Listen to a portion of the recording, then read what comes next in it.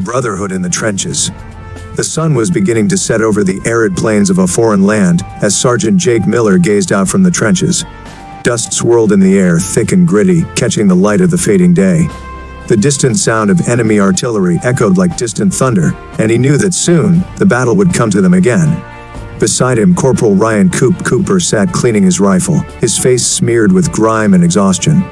Jake and Coop had been friends for years. They'd met in basic training, both from small towns in the Midwest, and had formed an unbreakable bond ever since. They'd shared everything, the grueling days of training, the long nights of uncertainty, and now, the endless chaos of the battlefield. "Hey Sarge," Coop said with a smirk, never missing a chance to lighten the mood. "You remember that diner back in Ohio?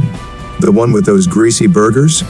Jake chuckled. "Yeah man, Rosie's Diner. You always ordered the double cheeseburger with extra onions.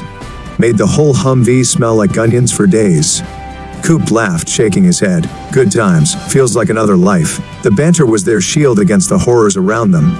They had been through the worst of it, ambushes, firefights, and comrades lost. But through it all, they had each other's backs. As dusk fell, the radio crackled to life. "All units, enemy forces approaching from the north. Prepare for contact." Jake's expression hardened and he turned to his squad. "All right, you heard the man. Gear up, stay low, and watch your sectors. Coop, you're with me on the machine gun." The squad moved swiftly, each man knowing his role. The enemy was close now, and the tension was thick.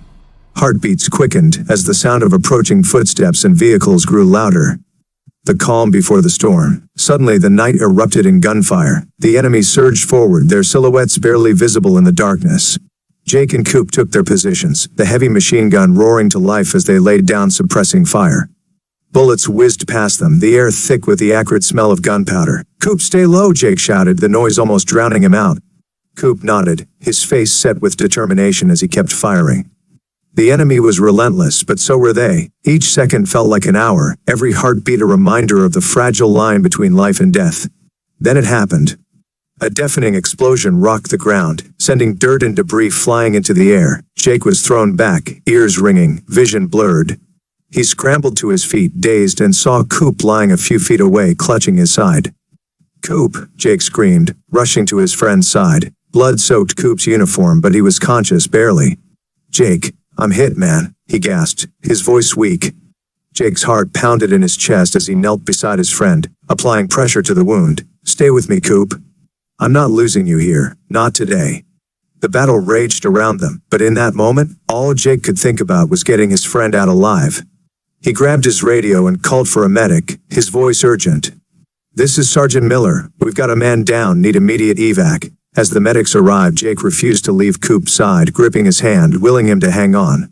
"You're gonna make it, Coop. You hear me? We're going back to Rosie's. You still owe me a burger." Coop gave a weak smile.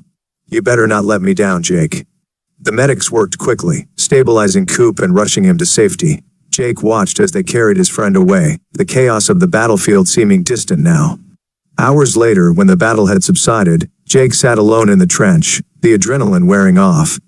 The field was quiet, eerily still, and the weight of the day pressed down on him.